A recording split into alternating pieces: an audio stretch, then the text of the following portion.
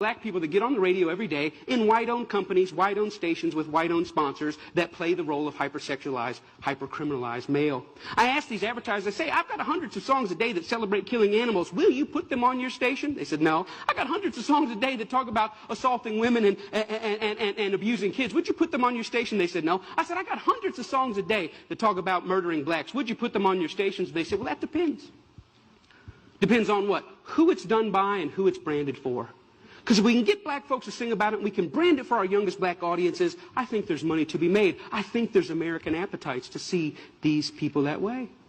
I said, how can you say that? They said, well, look, it's what these artists know. It's what they, black people, create. It's, matter of fact, our surveys say it's what they want to hear, which speaks of a sickness. How do we live in a society where somebody says, you know what, I'm inspired to write a song that celebrates murdering another person. And then a person says, I'd like to put that on my station. Another person said, I'd like to pay for it. And then there's people out here in the audience that go, I'd love to hear it, as long as it's black guys. Because even white people buy rap music, buy this type of stuff, because we know that when we want to hear about killing each other, we know who to turn to for that type of inspiration.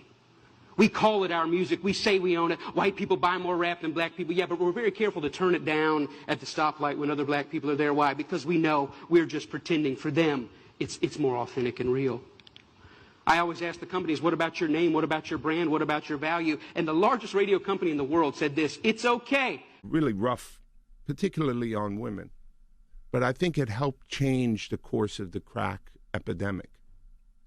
I don't know what's this opioid thing, man. Well, being a crackhead wasn't cool back then. Being a crackhead wasn't cool.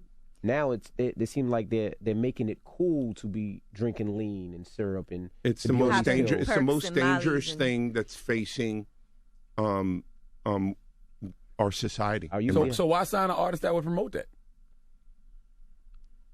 that? Because I already answered that question. You weren't paying attention.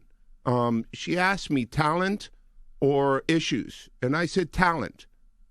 But I have to. I can't give up on people. I'm saying that's hypocritical, though. You're saying it's opportunistic. Yeah. I got people to feed.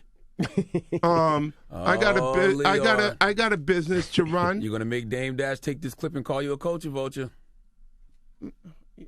Who's Dame Dash? You brought him up. I don't even know him. So you bring his name up. I don't even know him. So y'all made a lot of money together. Made a lot of money. Come on, Leo. Don't do that to him. I don't know him. I really don't. So, I don't know what to tell you. I won't